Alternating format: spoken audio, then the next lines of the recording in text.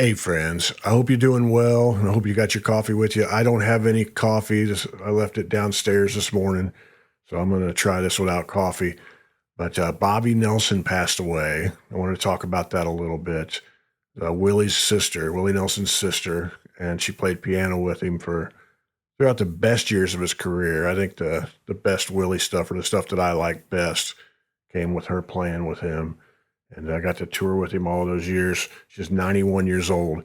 Our buddy Michael Corcoran, who I've talked about before, who has a newsletter, a collection of writings that he will email out every day or so. Just really, really great stuff about history, mostly around Texas history and Austin in particular. He emailed something out that I'd like to read for you. It's really, really good. This is Michael Corcoran. It's called Bobbie Nelson's Amazing Grace. Willie's sister made you want to be a better person. Some people, not many, teach you how to do the right thing by example. One such angel among the Philistines was Bobbie Nelson, Willie's sister and band member, who passed away this week at age 91. I was always intrigued with her on stage, with that long hair and honky tonk piano that took us back to Madge Suddy, Lefty Frizzell's band.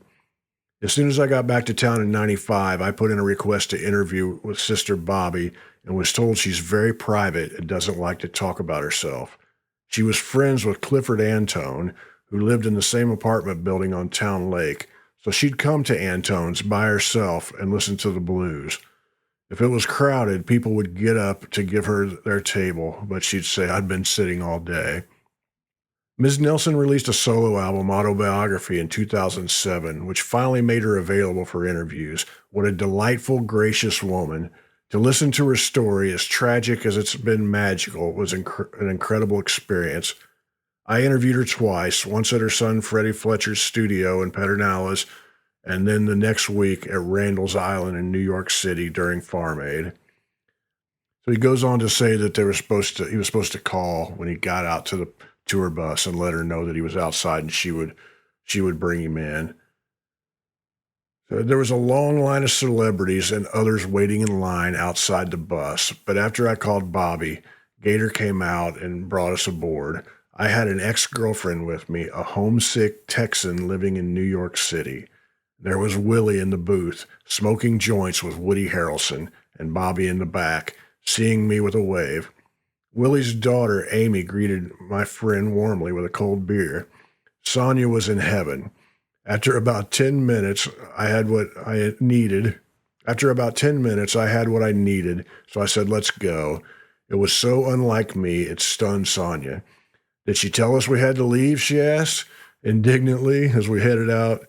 I said, "Listen, we could have stayed on the bus for 2 hours and Bobbie Nelson wouldn't have said a thing. But my job's done, and there are people waiting to get on. Maybe over the years, some folks have taken advantage of Bobbie Nelson's incredible graciousness, but it wasn't going to be me. No way." And he links to another story that was from that interview. Really, really good stuff. I skipped over a little bit of it in here, but I'm going to go ahead and put a link down below, and I want you guys to go read that and check it out. And I want you to subscribe to Michael Corcoran's newsletter when you get there. It's really great stuff. I never met, I was in the room once that I know of with Bobbie, and I've told this story before, but it's been a year or more, I think, since I've told it on here. I think you guys will enjoy it anyway.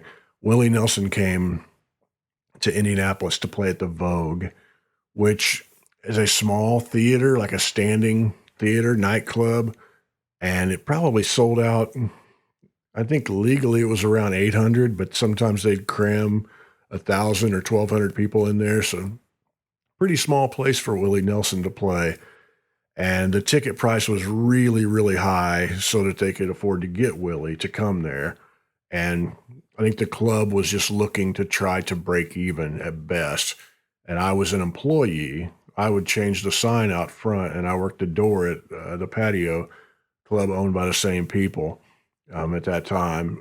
And usually I could get in free since I was an employee, but they were going to charge everybody so that they could make the money back. And I get that.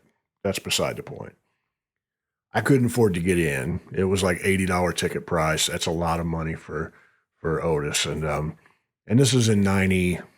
We'll say 95. I'm not sure what year it was, but we'll say 95, somewhere in there. So I joined the local road crew so I could be one of the local union. So I could be one of the people who loaded in the gear. And I got there.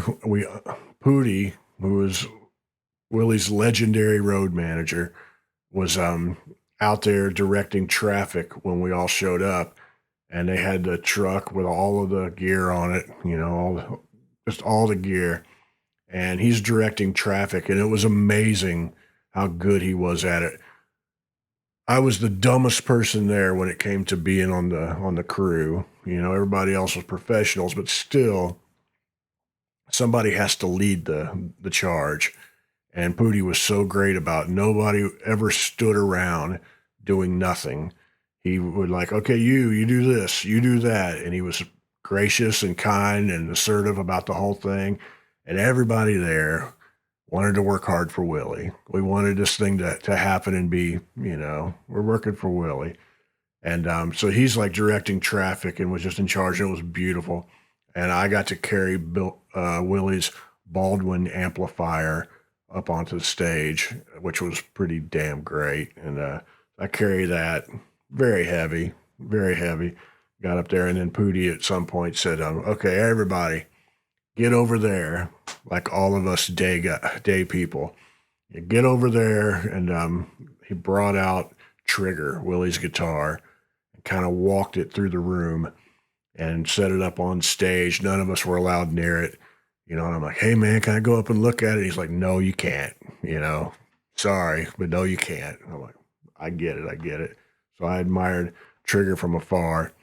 And when the show happened, I was in because I was the loader. And I got to watch from up close, and I got to see Willie. And, man, Mickey Raphael, got to see Paul English, and then there's Bobbie, Willie and his sister playing music at advanced ages at that point. And hell, that was 20 something years ago. And they just looked like they were having the best damn time ever, traveling around the world, your family band, if you grew up extremely close to his sister. And I think she was the first one to move to Austin.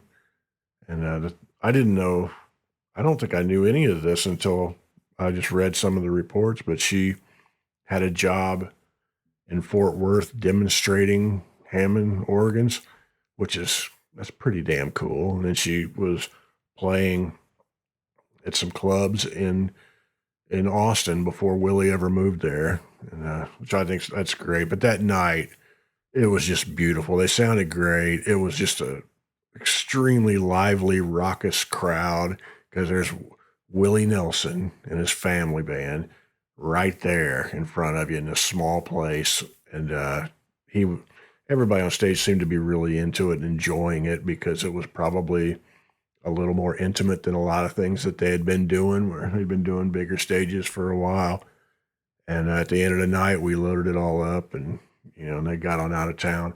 That's the one night that I know of that I was in the same room. I didn't get to meet any of them except for Pootie, but it was pretty damn great. It was beautiful. But I wanted to just share some of that and pay my respects to Bobbie Nelson. And I'm feeling for her family and her friends and all of that.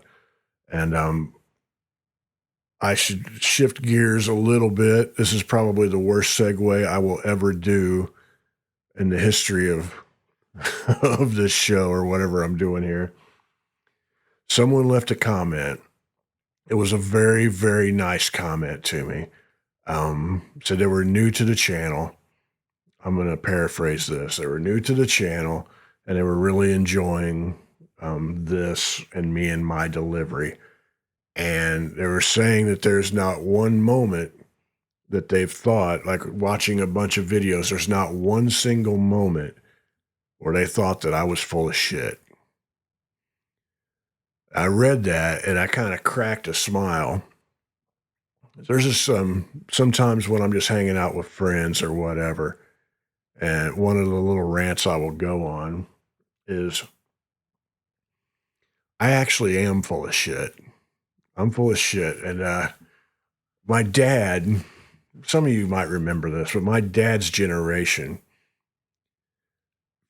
when they would say somebody's full of shit, it had a few different meanings. Where they would say somebody's full of shit, and it's like they're a liar. You can't trust them. Can't trust a word they say. You know, some politician just going to tell you whatever you want to hear.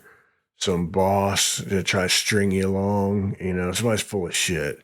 Somebody trying to get your girl. Somebody trying to get your guy or whatever, but acting like your friend. They're full of shit. So there's that. That's what that person meant. There's another meaning to that where we would watch Jerry Clower on television and comedian. And I got a feeling most of you know who Jerry Clower was. We'd watch Jerry Clower and dad would be like, man, he's so full of shit. And it's like a compliment where somebody's funny. They will tell you a tall tale. They will lead you down a road or something like that. And it's all in good fun. And it's obvious that they're having fun with it and you're along for the ride and you're in on it. It's full of shit. You know, Jerry Clower was a good one. Jerry Reed, you know, when you see the things of Jerry Reed telling tall tales and being funny and all that, it's full of shit. You know, Richard Pryor, my dad would be like, oh man, he's full of shit. So there's a couple different meanings there. And my dad absolutely was full of shit where he would, you know, tell you big, long, tall tales about this or that or whatever. And it was entertaining and everybody laughed. You know, nobody got hurt from it. It's completely different than, you know, I am not a crook. You know, it's completely different than that.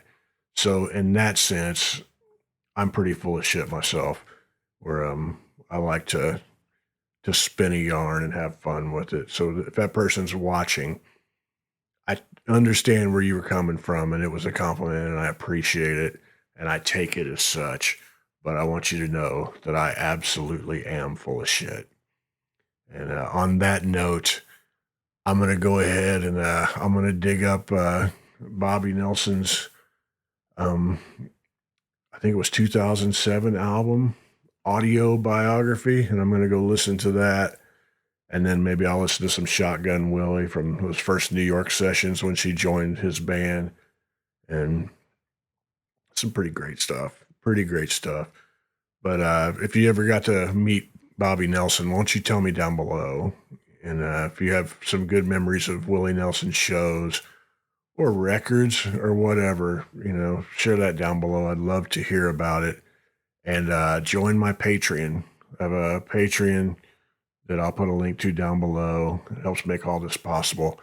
And I'm going to go find my coffee and try to wake up a little better.